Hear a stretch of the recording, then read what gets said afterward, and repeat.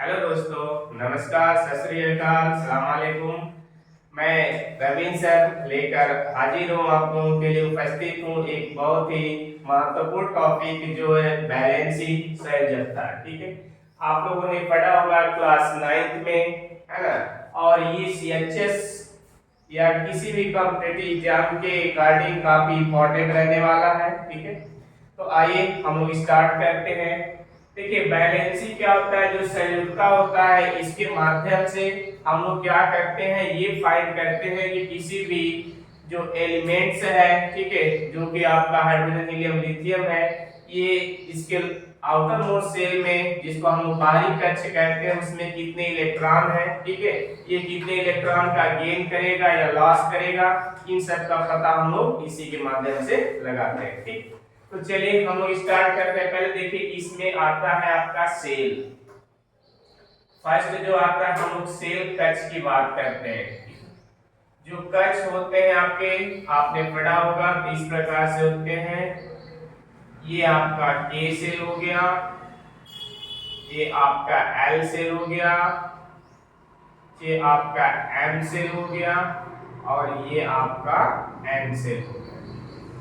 के, L, M और N, ये आपके 4 सेल हो गए।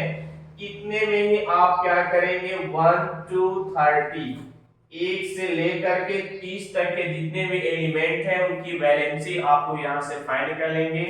और जो भी आपके सीएचएस लेवल के या वैसे कॉम्पिटिटिव एग्जाम है या क्लास 10 तक के लिए, ये आपका बिल्कुल परफेक्ट है, इससे ज्यादा आपको नहीं पढ़ना है। ठीक है, अब ये के, एल, एम, एन सेल हो गया। अब इसमें आगे वाली कि जो हमारा के है, के में कितने इलेक्ट्रॉन फिल होंगे, एल सेल में कितने, एम और एन में कितने इलेक्ट्रॉन फिल होंगे। ठीक है, देखिए एक फार्मूला होता है आपका, जो फार्मूला होता है 2n स्क्वायर। क्या होता है, 2n स्क्वायर। ठीक है, ये हम लोग फाइंड करते हैं number of electron in each cell. प्रत्येक सेल में कितने इलेक्ट्रॉन होंगे, तो इसको हम लोग फाइंड करिए। फार्मूला होता है 2n स्क्वायर, इसके थ्रू हम लोग क्या करते हैं, फाइंड करते हैं। ठीक है, वेयर, जहां पे n क्या है, जो n है ये नंबर ऑफ सेल है। n क्या है, नंबर ऑफ सेल है। जब भी हम लोग करते हैं, ये सेंटर है, सेंटर से नंबरिंग स्टार्ट होता है। k जो होता है फर्स्ट नंबर पे आता है, l जो होता है सेकेंड नंबर पे, m जो है थर्ड नंबर पे, और n जो है फोर्थ नंबर पे आता है। ठीक है, अब यदि हम k सेल में नंबर ऑफ इलेक्ट्रॉन्स की बात करें, तो अगर अप्लाई करते हैं 2n स्क्वायर का रूल, तो यहाँ पे क्या हो जाएगा बेटा, 2 into n की वैल्यू 1, इसका स्क्वायर करेंगे। आपने मैथ इतना तो पढ़ा ही होगा। ठीक है, तो यहाँ 1 का स्क्वायर 1 ही होता है, तो 2 1 जा 2, मतलब मैक्सिमम जो k सेल होता है, या कह सकते हैं फर्स्ट इनर मोस्ट सेल होता है, इसमें ओनली 1 इलेक्ट्रॉन होंगे। k के बाद यदि हम बात करें l सेल की, तो यहाँ पे 2n स्क्वायर के रूल को फॉलो करेंगे, n is equal to up to, क्योंकि ये सेकेंड नंबर का सेल है। ठीक है, हमने बोला कि सेंटर से, इसके सेंटर से, मध्य से हम लोग क्या करते हैं, काउंट करते हैं। तो अब यहाँ से क्या हो जाएगा, 2 into 2 का स्क्वायर। ठीक है, 2 का स्क्वायर 4 2 जा 8, मतलब जो l सेल है इसमें हम क्या कर सकते हैं, मैक्सिमम 8 इलेक्ट्रॉन को फिल करेंगे। और इसके बाद आता है नेक्स्ट m सेल। ठीक है, m के लिए अगर देखें 2n स्क्वायर, तो यहाँ से n is equal to third number पे है, तो क्या हो जाएगा आपका n इक्वल टू 3 हो जाएगा। तो 2 into 3 का स्क्वायर, 3 का स्क्वायर करेंगे 9 2 जा 18 हो जाएगा। ठीक है, नेक्स्ट यदि हम n की बात करें 2n स्क्वायर के रूल के अकॉर्डिंग, तो यहाँ से n इज इक्वल टू 4 हो जाएगा। अब यहाँ पे हम क्या करेंगे, फिल करेंगे, तो 2 into 4 का स्क्वायर, 4 का स्क्वायर 16 2 जा 32। ठीक है, मतलब यहाँ से हमें ये हो गया कि जो हमारा k सेल है उसमें मैक्सिमम 2 इलेक्ट्रॉन होंगे, जो l सेल है मैक्सिमम 8 इलेक्ट्रॉन होंगे, और m सेल में मैक्सिमम 18, और n सेल में मैक्सिमम 32 इलेक्ट्रॉन होंगे। ठीक है, आइए मैं एक आपको फिल करके दिखाता हूँ कैसे फिल किया जाता है। जैसे फर्स्ट नंबर पे मान लीजिए मैं ले लेता हूं आपका हाइड्रोजन, ठीक है। तो हाइड्रोजन का जो एटॉमिक नंबर होता है 1 होता है ना।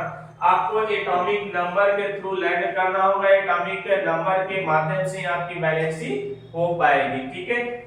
तो अब यहां से क्या हो जाएगा, अगर हम हाइड्रोजन को लेते हैं, ठीक है, तो यहाँ पे हाइड्रोजन का जो एटॉमिक नंबर होता है तो यहाँ पे राइट कर सकते हैं या इधर इक्वल टू 1। तो इसके लिए अगर हम सेल की बात करें तो ये आपका हो गया, क्योंकि इनर मोस्ट सेल से हम स्टार्ट करते हैं अंदर से, ठीक है। ये के सेल हो गया जिसके पास कितने इलेक्ट्रॉन है, जितना एटॉमिक नंबर होता है उतने ही इलेक्ट्रॉन है, तो ओनली 1 इलेक्ट्रॉन है, हमने यहाँ पे फिल कर दिया, ठीक है।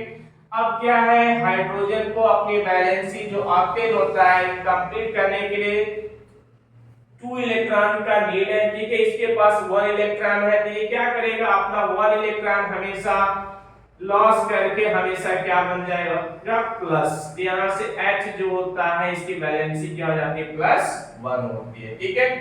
इसकी वैलेंसी क्या हो जाती है, प्लस होती है। जब ये देता है तो क्या होता है, गेन, जब लेता है तो ये क्या होता है, लॉस होता है, जब देता है तो क्या होता है, गेन होता है। तो अपना इलेक्ट्रॉन देगा, गेन करके क्या हो जाएगा, +1 हो जाएगा, ठीक है।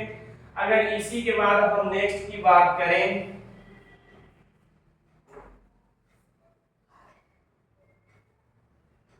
चलिए हाइड्रोजन के बाद हम लोग लेते हैं कार्बन, ठीक है। कार्बन का जो एटॉमिक नंबर होता है 6 होता है। आज भी दोस्तों अभी अगर आपको एटॉमिक नंबर नहीं लर्न है तो वैलेंसी पॉसिबल नहीं है, फर्स्ट आपको एटॉमिक नंबर लर्न ही करना होगा, ठीक है। 1 से 30 तक आप लर्न कर लीजिए।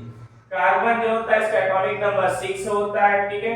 हम लोग फर्स्ट क्या करेंगे, इसको के सेल में फिल करेंगे, तो के सेल में 2 इलेक्ट्रॉन, ठीक है। हमने के में क्या किया, के सेल में 2 इलेक्ट्रॉन फिल कर लिया। अब अभी मेरे पास कितने इलेक्ट्रॉन बचे हुए हैं, अब हमारे पास एल सेल के लिए 4 इलेक्ट्रॉन है, क्योंकि 6 है 2 हमने फिल कर दिया यहाँ पे, ठीक है। 1 और 2, अब मेरे पास कितने हैं, 6 है, सॉरी माफ करना 4 है, टोटल 6 है, 4 यहाँ पे बचा हुआ, ठीक है। अब नेक्स्ट सेल में हम क्या करते हैं, जो एल है इसमें हमें अगर रूल के अकॉर्डिंग देखा जाए तो ऑक्टेन कंप्लीट करने के लिए 8 इलेक्ट्रॉन का नीड है, बट यहाँ पे ओनली 4 इलेक्ट्रॉन है, दिस 1 2 3 एंड 4। ये मैंने क्या किया, 4 इलेक्ट्रॉन फिल कर दिया। अब यहाँ पे क्या है, कार्बन को अपने ऑक्टेन को कंप्लीट करने के लिए, आउटर मोस्ट सेल को कंप्लीट करने के लिए 4 इलेक्ट्रॉन का नीड है। तो जो कार्बन होता है ऑलरेडी +4 होता है, रेयर केस में कभी कभी -4 भी हो जाता है, ठीक है। इसी प्रकार से हम लोग नेक्स्ट टॉपिक में और जो भी एग्जाम्पल है उसके साथ हम लोग मिलेंगे, तब तक आप लोग बने रहिएगा हमारे साथ। Thank you.